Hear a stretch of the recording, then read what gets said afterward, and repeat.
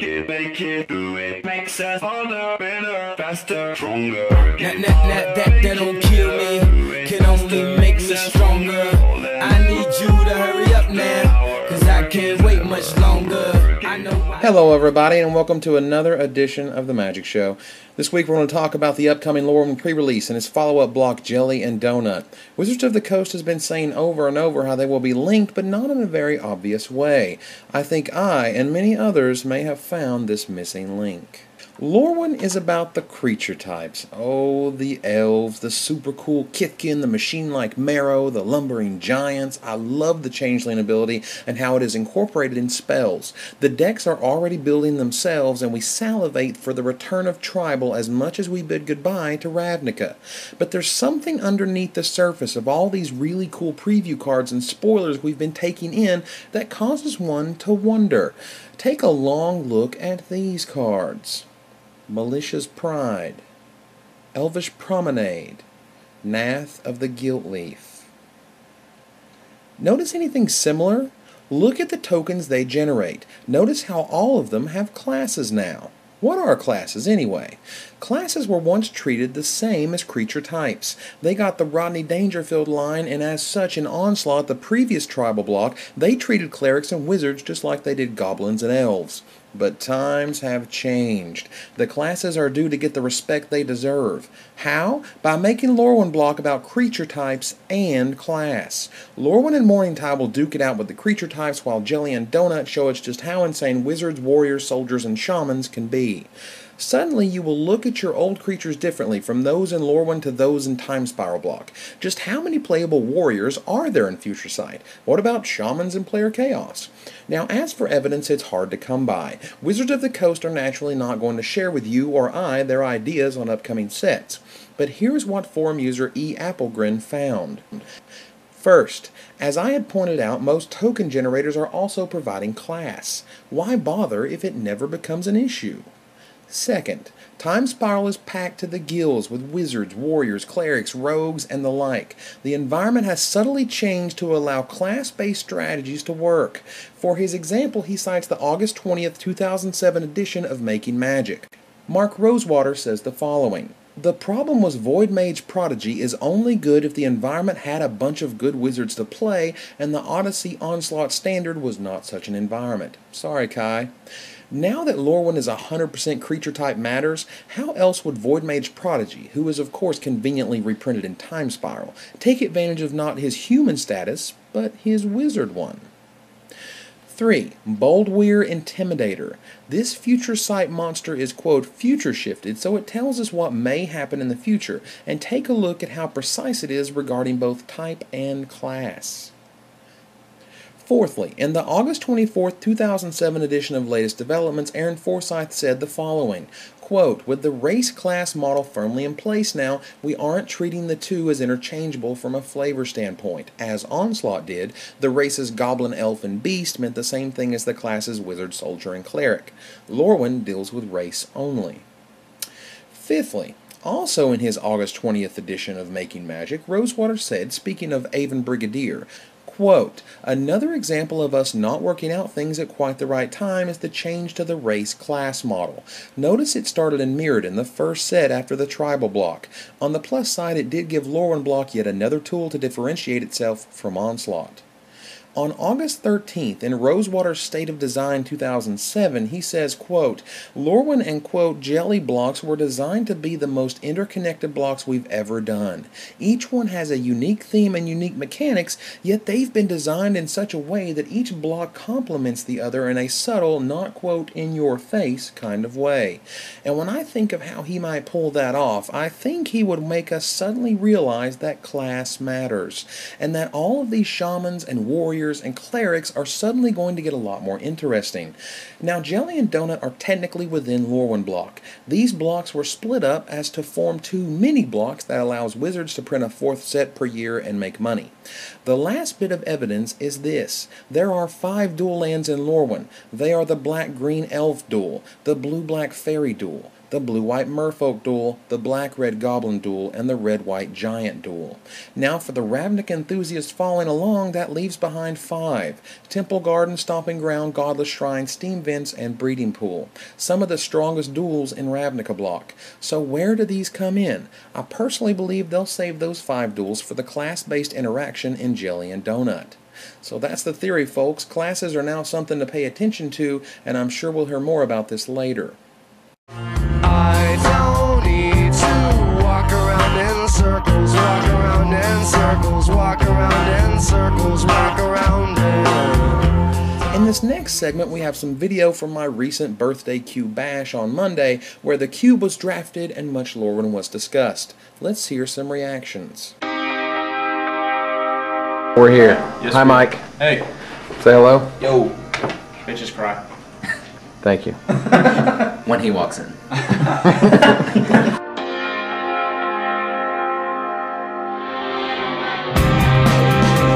It's a bad Achroma's Vengeance. Yeah, it's a new Achroma's Vengeance. But it's much worse. Really? I think it's only going to see 2 cards in a deck with white. Just like Achroma's Vengeance. I mean, it'll be like 2 copies. 4 rats and 2 of those. Yeah. I really like it personally, but I don't think it might get played if you want 6 rats in your deck, but I can't see it being played very much. So this next card I wanted to point out because it has a very interesting interaction that I think is actually going to impact Standard quite a bit.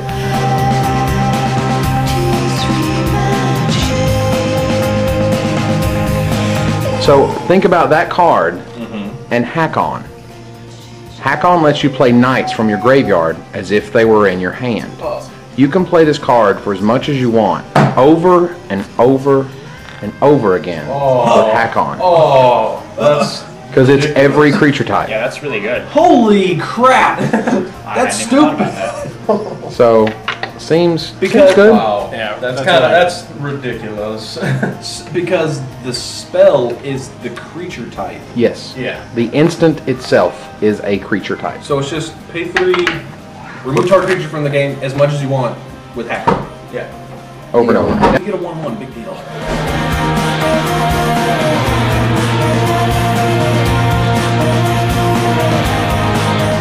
So it's Tidings mana to guarantee 3 spells of gas. That's what that basically says. That's really good. That card is ridiculous. Filters out your lands too. I'd rather have Tidings. If you rather have filters. 5 land, yeah, but you I mean, filter out yeah, your why land would draws you too. need them? Because you're playing blue. Yeah, you're playing blue, but you're gonna kill them late. You want 10 game, land if it's you're late playing game. blue.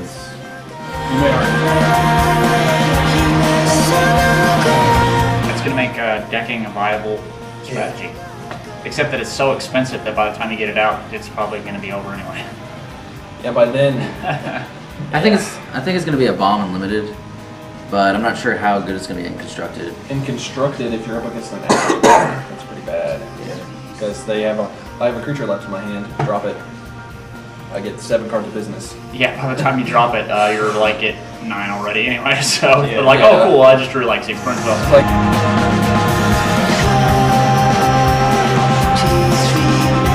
I like that guy. Yeah, that's really good. That could be super powerful. Yeah. Especially if the creature has reusable effect. Yeah. Pretty solid. How about blue with all the bounce? Being able to... It slows down aggro. I mean, totally reusable. But it's just as long as he's in play. So, but if they put out another creature that you want, then you're just like, I know. bounce You're him, like, bounce him, play him play again, him take that guy. Yeah. it's Yeah. control magic with a body. Yeah. Which is good. I think control It's magic bad is against better. red. Control magic's an enchantment. It's much easier to kill a 2/2 than a Way easier. enchantment. Right. I mean, well, that was the idea. I mean, that's why he's balanced. Right. Because he's. Is it I don't know. I don't think it's played out. Is it a fairy? It is indeed a fairy wizard. Okay. Well, there you go. It'll be in that deck.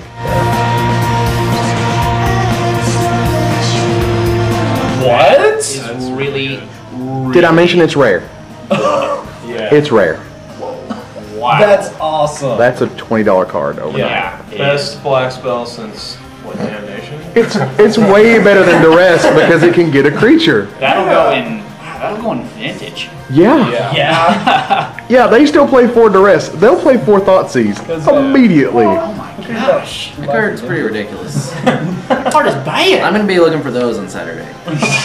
That'll be a $30 card at the pre-release. People pop those in a draft and be like, Thoughtseize, $30, and everybody will rush over to him and probably buy it.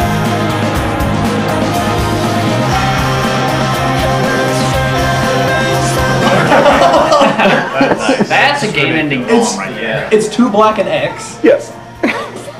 Now, they lose life. They can't even story circle that stuff. Just playing that puts such a huge swing in the game because it's like, It's do a it for 2 for 5. 1, I've got a 2 for giant 1. fatty you have to deal with, and you're at 5 less life.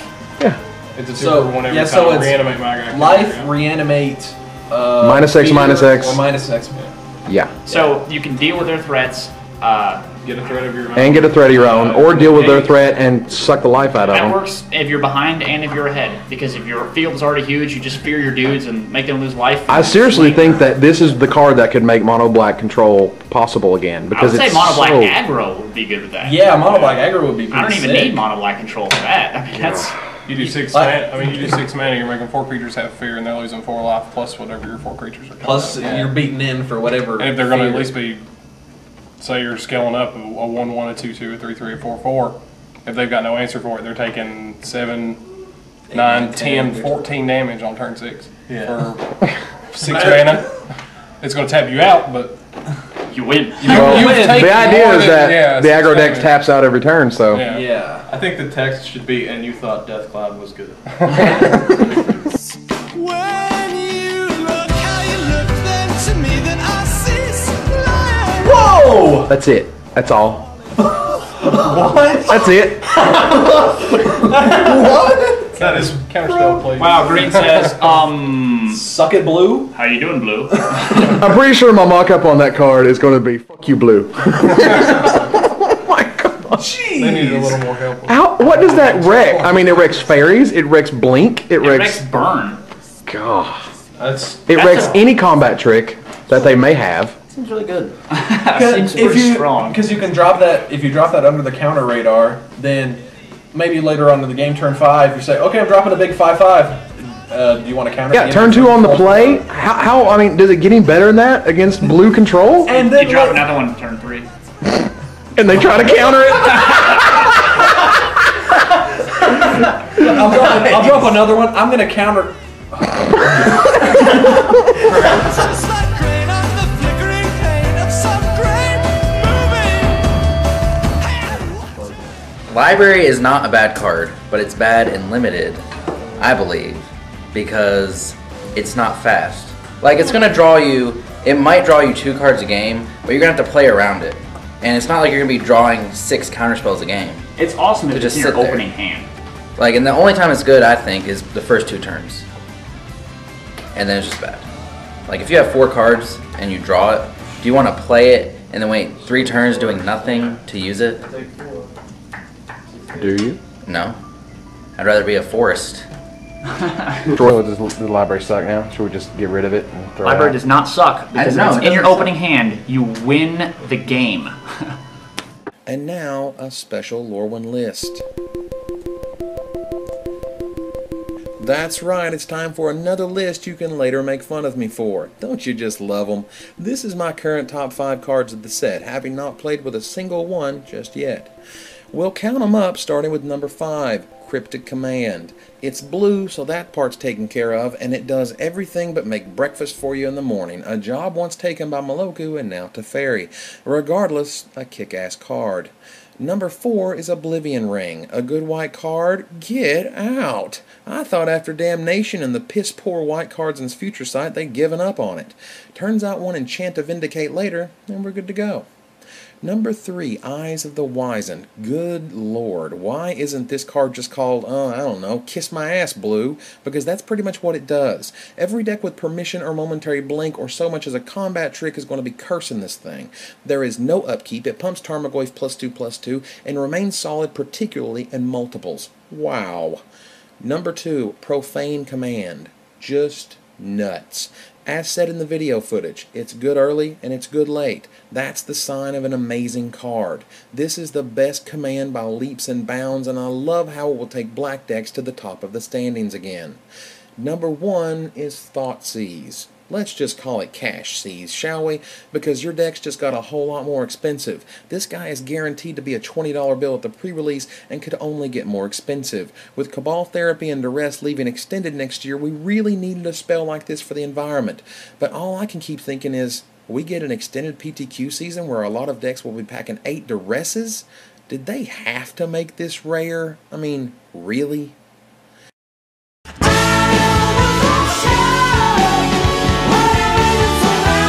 Wow, so we have our card. After an intense weekend of voting, I present you with the Captain.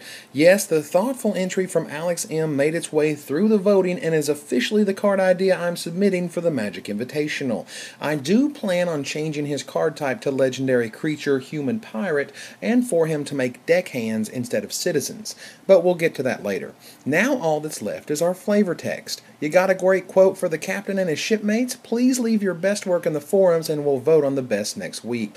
So that's another show, everybody. I thank you for watching. I've not quite made up my mind where I'm heading this weekend, but rest assured I'll have camera in hand and be asking you what you think of the set for next week's live pre-release show. So until next time, Magic players, this is Evan Irwin, tapping the cards so you don't have to. You can't just say be funny. Exactly. That's like the worst thing to ever say to somebody in the entire world. Be funny. Goose poop. One time I saw a pool and there were geese in it and there was poop everywhere. Oh wow, that's funny. That's all I've got. Great. And I saw moose once, and moose rhymes with goose, and bitches cry when I walk in.